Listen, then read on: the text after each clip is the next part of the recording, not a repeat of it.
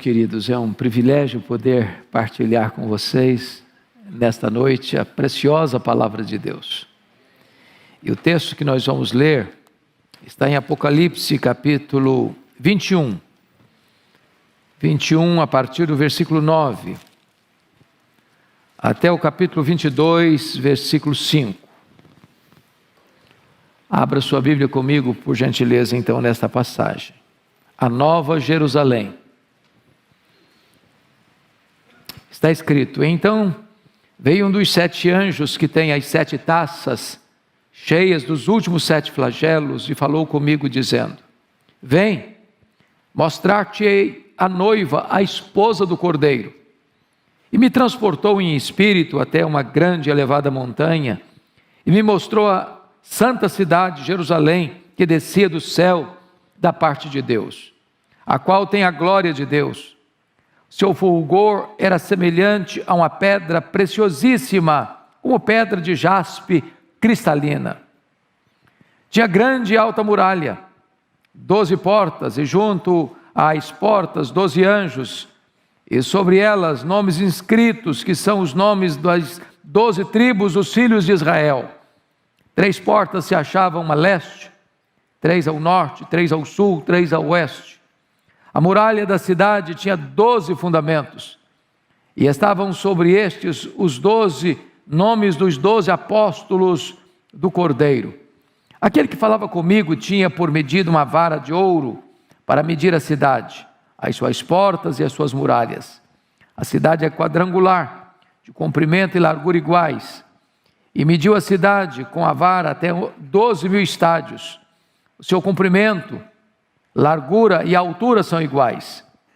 Mediu também a sua muralha, 144 côvados, medida de homem, isto é, de anjo. A estrutura da muralha é de jaspe. Também a cidade é de ouro puro, semelhante a vidro límpido. Os fundamentos da muralha da cidade estão adornados de toda espécie de pedras preciosas. O primeiro fundamento é de jaspe, o segundo de safira, o terceiro de calcedônia, o quarto de esmeralda, o quinto de sardônio, o sexto de sárdio, o sétimo de crisólito, o oitavo de berilo, o nono de topázio, o 10º de crisópraso, o 11º de jacinto e o 12º de ametista. As 12 portas são 12 pérolas, e cada uma dessas portas de uma só pérola. A praça da cidade é de ouro puro, como vidro transparente. Nela não vi santuário, porque o seu santuário é o Senhor, o Deus Todo-Poderoso e o Cordeiro. A cidade não precisa nem do sol, nem da lua para lhe darem claridade, pois a glória de Deus a iluminou, e o Cordeiro é a sua lâmpada. As nações andarão mediante a sua luz, e os reis da terra lhe trazem a sua glória.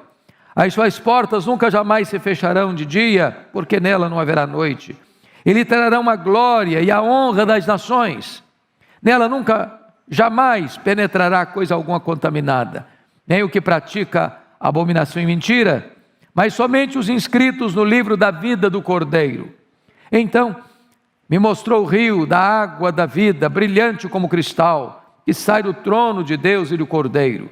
No meio da sua praça, de uma e outra margem do rio, está a árvore da vida, que produz 12 frutos, dando seu fruto de mês em mês, e as folhas da árvore são para a cura dos povos.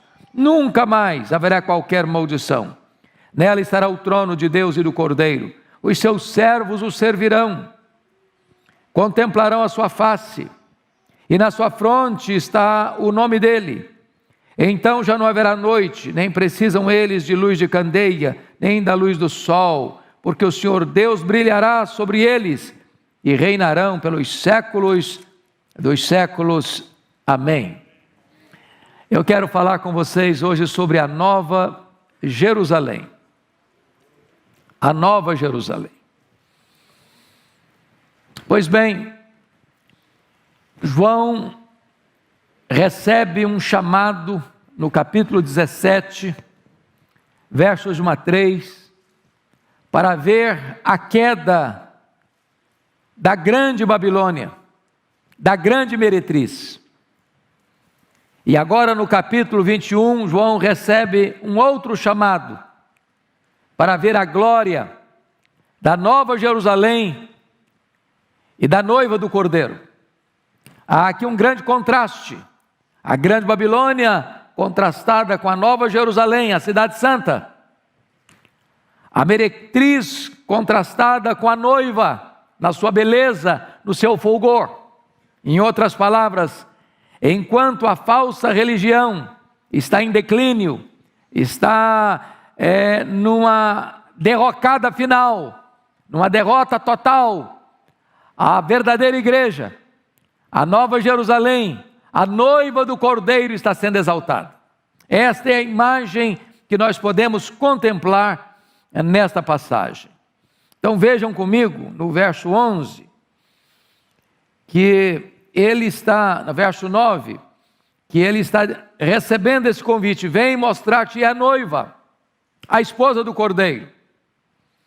E diz o texto que ele foi transportado em espírito até uma grande e elevada montanha. E lhe mostraram então uma cidade santa, Jerusalém, que descia do céu da parte de Deus. Você vai perceber no 21:2, vi também a cidade santa, a Nova Jerusalém, que descia do céu. É a mesma figura, é a mesma imagem. Mas notem comigo, Jerusalém descia do céu da parte de Deus. Agora o versículo 11 diz: a qual tem a glória de Deus. O seu fulgor era semelhante a uma pedra preciosíssima, com pedra de jaspe cristalino. O que eu chamo a atenção, ainda à guisa de introdução aqui, é o seguinte: é que as duas figuras se interpõem. A Nova Jerusalém e a noiva do Cordeiro é a mesma figura. Ambas as imagens falam da igreja glorificada. A igreja é tanto uma cidade, quanto a igreja é uma noiva. A Nova Jerusalém e a noiva do Cordeiro, ataviada para o seu esposo, é a igreja glorificada. E é curioso que aqui João vai pegar a descrição da Nova Jerusalém, da noiva do Cordeiro, que é a igreja que seremos, que é a igreja glorificada, que é a igreja exaltada, para ensinar a igreja que somos. A igreja militante vai ensinar a igreja triunfante vai ensinar a igreja militante. Então nós vamos olhar para esta igreja que seremos, para aprendermos alguns princípios para a igreja que somos. Os céus vão ensinar a terra. Então a grande pergunta é: quais são as características da Nova Jerusalém? Quais são as características da igreja que seremos, da igreja triunfante? E a primeira coisa que eu chamo a sua atenção está no versículo 11. Esta igreja, ela é bonita por fora, porque ela reflete a glória de Deus. A qual, versículo 11, a qual tem a glória de Deus. E quando você vai entender que a glória de Deus é a suprema manifestação de Deus em todo o seu resplendor, em todos os seus atributos, Deus está sendo visto na igreja. E é curioso que quando no capítulo 4, João recebe um chamado: sobe para aqui e eu te mostrarei as coisas que devem acontecer. Quando ele sobe, ele vê alguém assentado no trono. E quando ele vai descrever esse que está sentado no trono, ele não ousa descrevê-lo. Ele vai ter uma linguagem muito interessante. E veja você comigo, versículo 4:3, e esse que se assenta ou que se acha sentado é semelhante no aspecto à pedra de jaspe e de sardônio. Ou seja, assim como ele descreve a glória de Deus, a beleza de Deus, o fulgor de Deus, numa linguagem pictórica, como uma pedra preciosa resplandecendo, assim ele descreve a igreja. A mesma glória que tem Deus é a mesma glória que a igreja tem, porque a igreja é como a lua que reflete a luz do sol. A igreja resplandece Deus, a igreja revela Deus, a glória de Deus está na igreja. Ela é bonita por fora. Quem olha não vê imperfeição nela. Quem olha não vê defeito nela. Quem olha não vê mácula nesta noiva. Quem olha vê a própria glória de Deus estampada na igreja. Ela é bonita de se ver por fora. Essa é a primeira verdade que esse texto nos apresenta. Mas notem comigo agora, por gentileza, que esta igreja não é só bonita por fora, ela é também, em segundo lugar, bonita por dentro. Vejam vocês comigo o verso 19 e 20. No verso 19 e 20, meus irmãos, está aqui uma descrição de que o fundamento das muralhas da cidade são adornados de toda espécie de pedras preciosas. E ele passa a fazer uma listagem de 12 tipos de pedras preciosas, contrariando qualquer construção civil de toda a história da humanidade. Nunca ninguém, em qualquer cultura, em qualquer tempo, em qualquer geografia, usou pedras preciosas para enterrá-las na fundação de uma muralha, ou de um prédio, ou de um monumento, ou de uma casa. Até porque pedras preciosas são coisas raras, e quando você as tem, você as ostenta. Quando você as tem, você as apresenta numa vitrine, você mostra para as pessoas verem, mas ninguém usa pedra preciosa para fazer fundação. E por que isso está aqui? Porque a igreja que seremos, a Nova Jerusalém, a noiva do Cordeiro, ela não é só bonita por fora, ela é bonita por dentro. Se examiná-la com mais vagar, se fizer uma investigação mais meticulosa, se cavar fundo na história dela, a glória de Deus vai estar lá. A obra da redenção, a justificação, a justiça de Deus nos cobriu, assim como o ouro cobriu as tábuas de acácia do tabernáculo, a glória de Deus vai nos cobrir também. Então a igreja é bela, não tem nada escondido, não tem nada debaixo do tapete, não tem nada por resolver, não tem nada por ser solucionado, tudo está feito, tudo está pronto. A igreja é bela por fora, a igreja é bela por dentro, porque toda ela está tragada pela glória de Deus. Essa é a segunda verdade belíssima que esse texto nos apresenta. Mas há uma terceira verdade. A Nova Jerusalém, ela é aberta a todos. Vejam vocês comigo no verso 13. 3 portas se achavam a leste, 3 ao norte, 3 ao sul, 3 a oeste.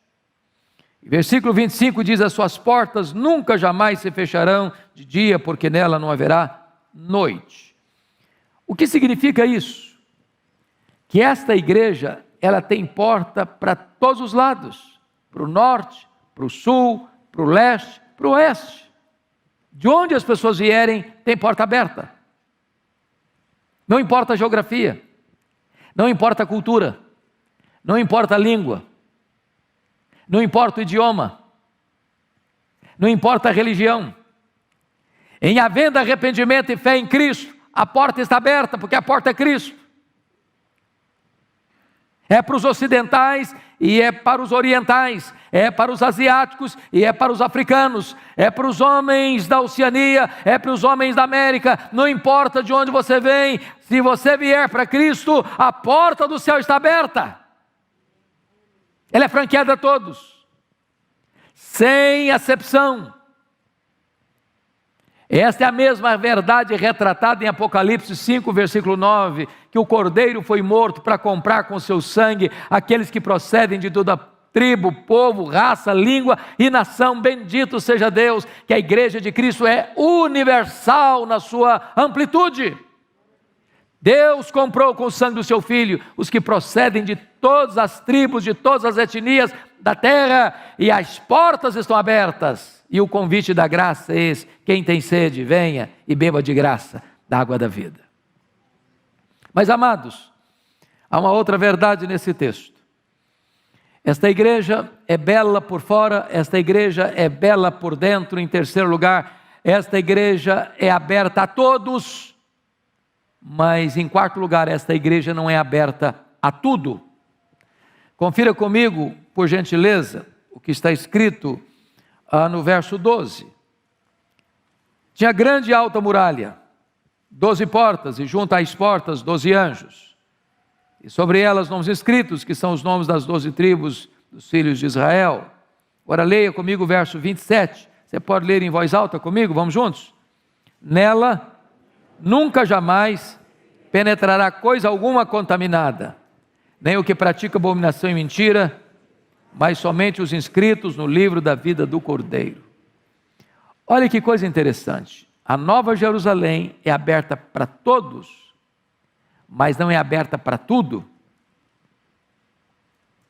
Hoje, tantas vezes a igreja é aberta para tudo, mas não é aberta para todos.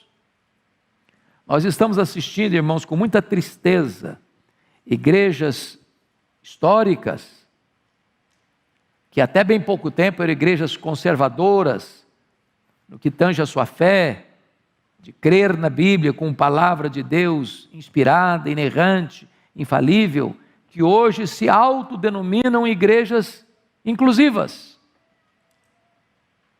Em outras palavras, do jeito que você vier, vem, pode vir.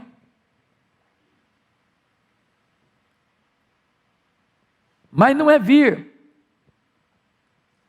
para uma nova vida em Cristo, é vir do jeito que você é, continuar do jeito que você está. Para viver no pecado, para fazer as suas escolhas. Não importa como é que você está. E a Bíblia está deixando claro para nós que a Nova Jerusalém não é assim. A igreja glorificada não é assim. Lá no céu não vai entrar nada contaminado. O pecado não entra lá. Aqueles que não se arrependem dos seus pecados não entram lá. Aqueles que não nascem de novo da água e do Espírito não entram lá. Portanto, ainda que as pessoas tenham acesso aqui à instituição religiosa chamada igreja para continuar na prática do seu pecado e achem que está tudo bem, está tudo resolvido, é um equívoco, é um engano. Porque a igreja que deixa de seguir o roteiro das Escrituras e deixa de crer que Jesus Cristo é a única porta do céu e deixa passar por esta porta a transgressão, o pecado, as loucuras deste mundo, em nome de Deus, tornam-se a grande meretriz e a grande Babilônia, e não a Nova Jerusalém, e não a esposa do Cordeiro. Ela é aberta a todos, mas não é aberta a tudo. O pecado não entra lá. Se o pecado entrasse no céu, o céu deixaria de ser céu. Por um único pecado, Deus expulsou o anjo de luz de lá, e Ele certamente não permitirá que ninguém entre lá, a não ser aqueles que foram lavados no sangue do Cordeiro, que nasceram de novo, que são novas criaturas, que se arrependeram e creram no Senhor Jesus Cristo. É interessante que a cidade tem uma alta muralha. Isso fala de proteção, isso fala de segurança. E vejam vocês que, embora a cidade tenha portas e as portas estão abertas, nem todos entrarão na cidade. Porque está escrito no versículo 27, que só entrarão lá os que estiverem inscritos no livro da vida do Cordeiro. Embora as portas estejam abertas, em cada porta, conforme o verso 12, tem um anjo. Assim como Deus colocou um anjo guardando a árvore da vida com a espada flamejante para ninguém se aproximar, também na porta do céu há um anjo que diz o seguinte: só passa aqui quem foi lavado no sangue do Cordeiro, só passa aqui quem foi purificado no sangue do Cordeiro, só passa aqui quem nasceu de novo, quem tem o nome escrito no livro da vida.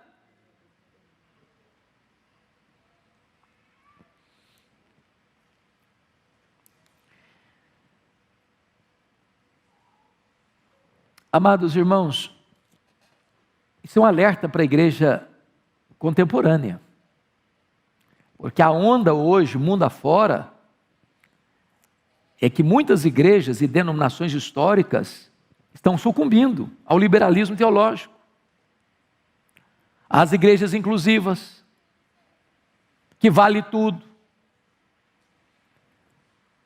que não se requer santidade de vida, que não se requer mudança de conduta. E nós precisamos ficar alertos, porque uma igreja pode até crescer, Não adianta ser chamado de igreja, não adianta ser chamado de evangélica, não adianta carregar uma Bíblia e torcer a sua mensagem. A igreja de Deus é santa, a noiva é pura, a noiva é imaculada, a noiva foi adornada para o seu esposo. Mas em quinto lugar, a Nova Jerusalém, meus irmãos, ela está edificada sobre o fundamento dos apóstolos. Olha comigo o versículo 14. A muralha da cidade tinha 12 fundamentos, e estavam sobre estes os 12 nomes dos 12 apóstolos do Cordeiro. O que é maravilhoso, queridos irmãos, é que tanto a igreja, porque no verso 12 está dito que junto às portas 12 anjos, sobre elas nomes escritos, que são os nomes das 12 tribos dos filhos de Israel. Você vai ver tanto a igreja do Velho Testamento quanto a igreja do Novo Testamento formando a igreja. De que maneira as pessoas que viveram antes de Cristo foram salvas? Pela fé em Cristo. De que maneira você e eu somos salvos? Pela fé em Cristo. Os que viveram antes de Cristo olharam para frente, para o Cristo da profecia, para o Cristo que haveria de vir, e creram. Nós olhamos para trás, para o Cristo que já veio, para o Cristo da história, mas nunca houve um outro Salvador a não ser Jesus. Então a igreja, tanto a igreja do Velho quanto a igreja do Novo Testamento, ela está aqui. Agora, esta igreja está fundamentada sobre o fundamento dos apóstolos. O que significa isso? É a doutrina apostólica, é a verdade registrada, revelada nas Escrituras. Como é que surgem as seitas? O que é uma seita? É um grupo religioso que de repente surge um líder e diz: descobri uma coisa nova. Nunca ninguém soube, nunca ninguém conheceu, eu que descobri, agora é por aqui. E aí vai deixando a palavra de Deus lá, vai inventando outras coisas, vai criando novidades, vai adulterando o significado da Bíblia, vai mostrando outras coisas que ninguém no passado creu e defendeu, e aí leva as pessoas para fora das Escrituras, para fora da doutrina apostólica. O que foi a reforma do século XVI, se não um retorno às Escrituras, à fé apostólica, à doutrina dos apóstolos? Pois a igreja contemporânea está precisando de uma nova reforma, de uma volta às Escrituras, de uma volta à centralidade, à doutrina dos apóstolos.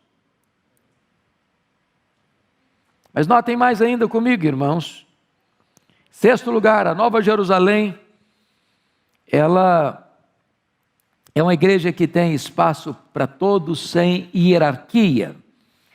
Olha comigo, por gentileza, versículo 16.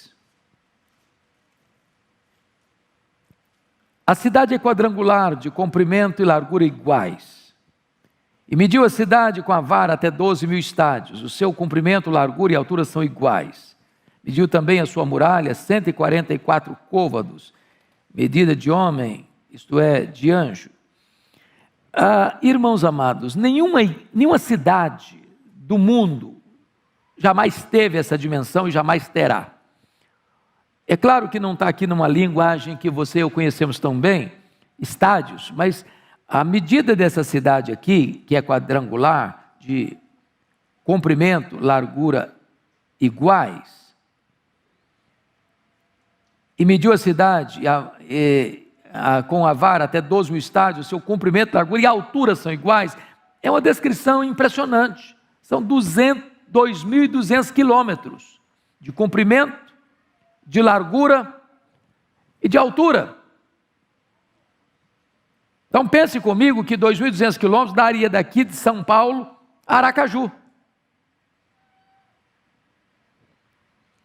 Comprimento, largura e altura. O Monte Everest fica uma coisinha desse tamanhozinho perto dela. É claro que esta é uma linguagem simbólica. E o que essa linguagem simbólica está querendo dizer para você e para mim? É que na casa do meu pai, disse Jesus, há muitas moradas. Sabe o que significa isso? Não vai ter congestionamento a ponto de não ter espaço devido para todos. Todos aqueles que foram lavados no sangue do Cordeiro estarão lá. Mas como a cidade é quadrangular, hoje qualquer cidade do mundo você tem bairros nobres, bairros médios e bairros mais carentes. Você tem estratificação social dentro das cidades. Você tem metro quadrado, caríssimo, e você tem metro quadrado, preço acessível. O valor financeiro divide as pessoas. Mas glória a Deus, porque na Nova Jerusalém não vai ter segregação. Na Nova Jerusalém a cidade é quadrangular. Não tem bairro nobre, não tem bairro menos nobre. A cidade está toda no mesmo nível. As ruas são de ouro. A praça é de vidro límpido. As portas são de pérola. As muralhas são de jaspe.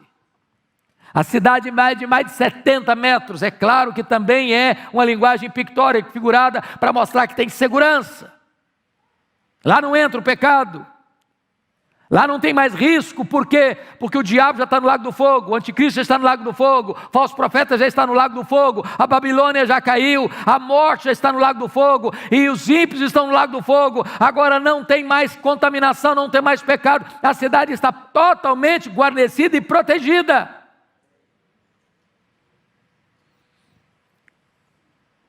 Quando eu era criança, era muito curioso, porque havia muita falta de instrução, lá numa congregação da roça, e a minha professora de escola bíblica lá da infância me deixava assim muito apavorado, porque ela dizia o seguinte para mim, e para os meninos todos: você precisa mandar material lá para cima, lá para o céu. Se você não mandar material para lá, quando você chegar lá, você vai ter uma taperazinha. Aí você vai morar perto do irmão que tem uma mansão, com torneiras de ouro, com mármore celestial. E eu ficava desesperado, vou morar na tapera, estou morando na tapera aqui, vou morar na outra lá, porque não vai ter jeito. Quando a Bíblia fala de mansões, lá em 2 Coríntios capítulo 5, quando esta casa, esse tabernáculo se desfizer, temos da parte de Deus uma casa, e aí a palavra é mansão, feita não por mãos, eterna nos céus. Ele não está falando de uma casa, ele está falando do seu corpo. Ele está comparando o corpo de glória com o corpo terrestre, com o corpo imortal, com o corpo mortal e corruptível, como uma tenda rota, com uma mansão. Esse será o nosso corpo. E nós estaremos lá, com um corpo de glória, semelhante ao corpo da glória do Senhor Jesus. E esta é uma expressão tão linda, meus amados irmãos, porque todos nós estaremos nivelados no mesmo patamar, todos glorificados. É bem verdade, e eu não vou entrar nesse campo aqui, nessa seara, porque nem o texto diz e nem o assunto é oportuno. A Bíblia fala de galardões. Segundo 1 Coríntios capítulo 3, de 11 a 15, parece que tem gente que vai entrar no céu com cheiro de fumaça. Como que através do fogo, mas não vai receber galardão. Porque tem crente que, embora de fato tenha se arrependido e crido em Jesus, depois cruzou os braços. É um crente apático, meia boca. Não trabalha, não leva Deus a sério no sentido de santificação. Já era para ser mestre, né? Criança, bebê espiritual, carnal às vezes. Então é hora de você parar e pensar nessa questão de que tipo de crente você é. Você e eu precisamos aprender agora com a igreja que seremos, porque a igreja triunfante precisa ensinar a igreja militante. Pois bem, vamos lá.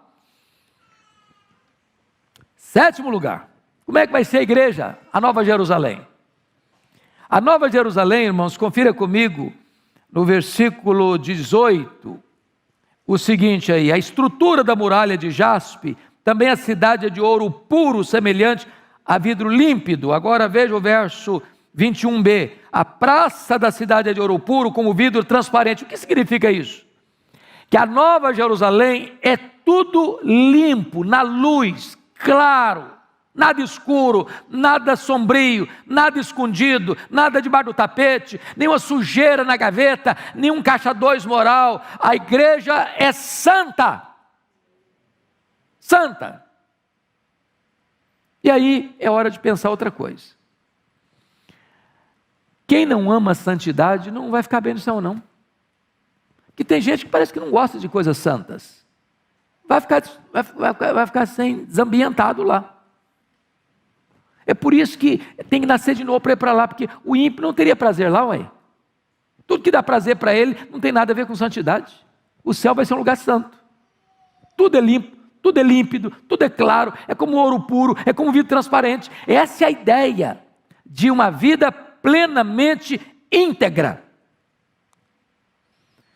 Mas note ainda, irmãos, uma outra característica interessantíssima. Na Nova Jerusalém, nós teremos plena e total comunhão com Deus. Olha o verso 22 comigo. Nela não vi santuário, porque o seu santuário é o Senhor, e o Deus Todo-Poderoso e o Cordeiro. O Deus Todo-Poderoso e o Cordeiro. Quando você para pensar no santuário, e foi Deus que mandou fazer o santuário, lá em Êxodo 25:8, me farão um santuário para que eu possa habitar no meio deles. Depois o santuário passa por uma transição do templo de Jerusalém. O templo de Salomão foi destruído, e depois foi reconstruído por Zorobabel.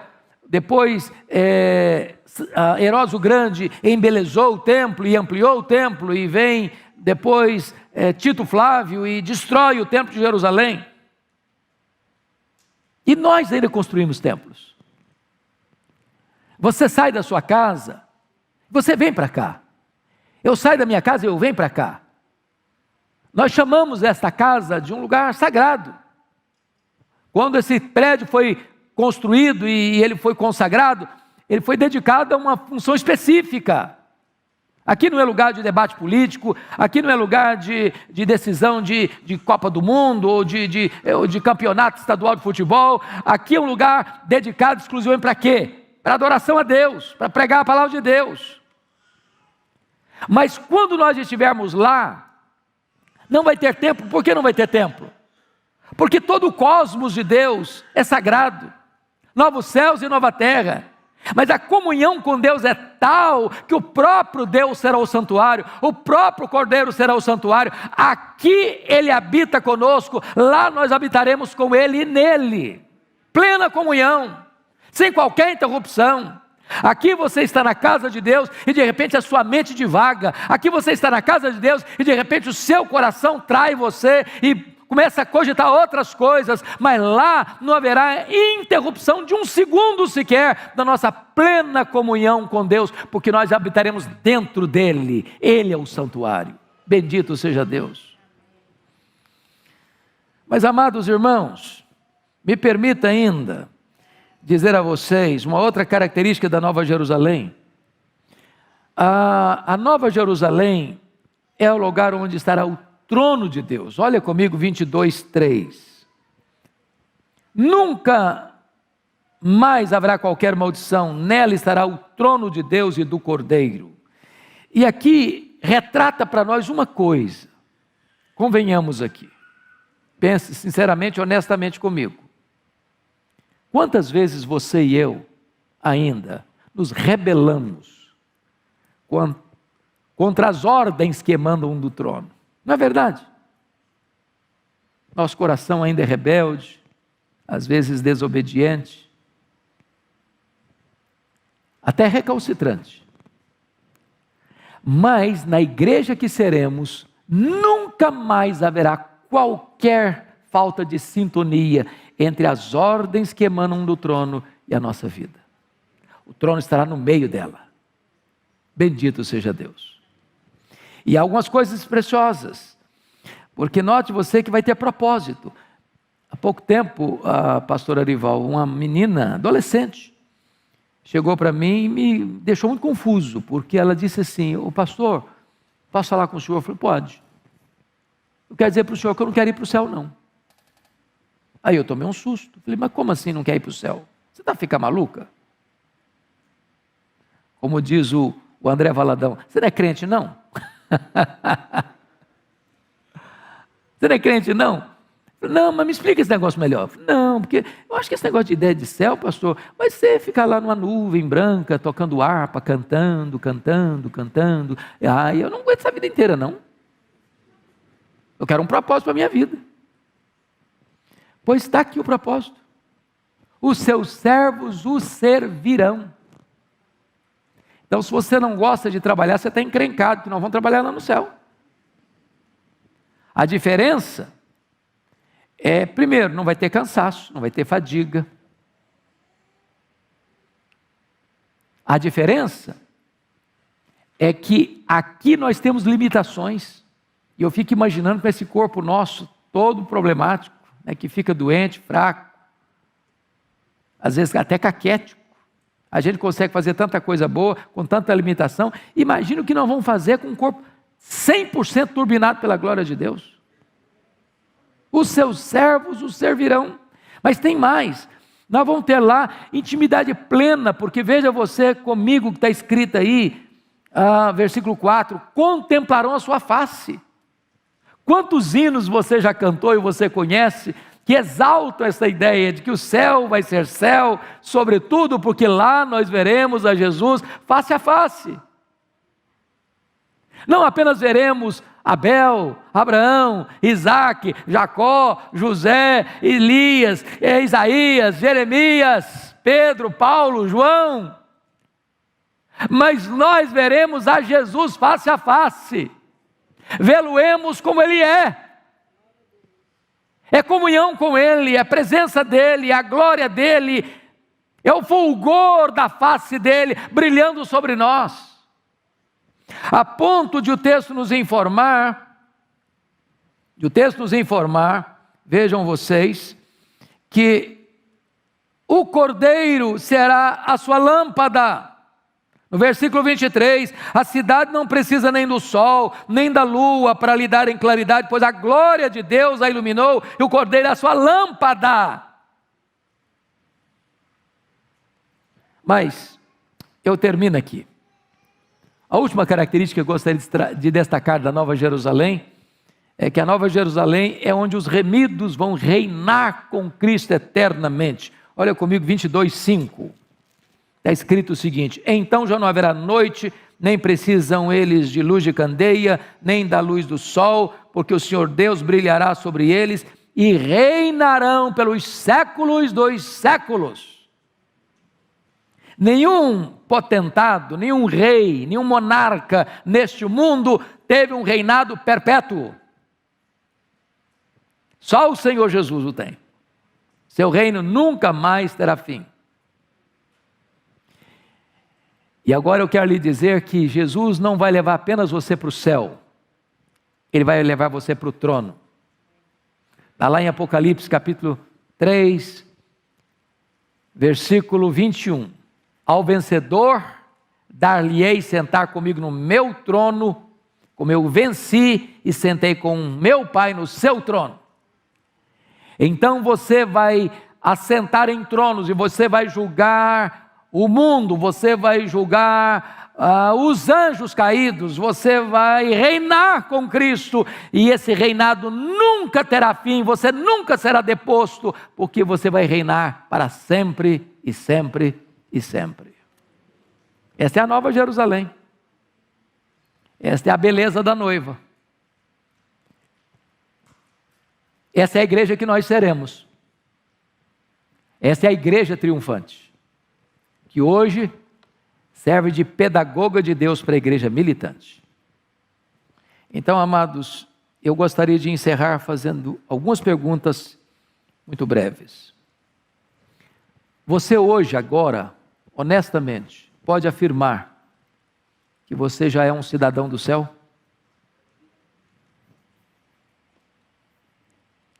Você hoje pode ter garantia de que seu nome já está escrito no livro da vida?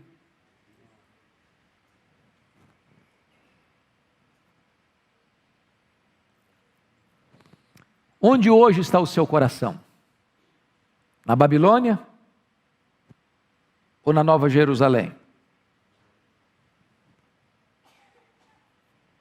Qual é o seu destino? A Nova Jerusalém ou o Lago do Fogo? Onde está o seu prazer hoje? Em servir a Deus ou se refestelar no pecado? Hoje é um dia de escolha.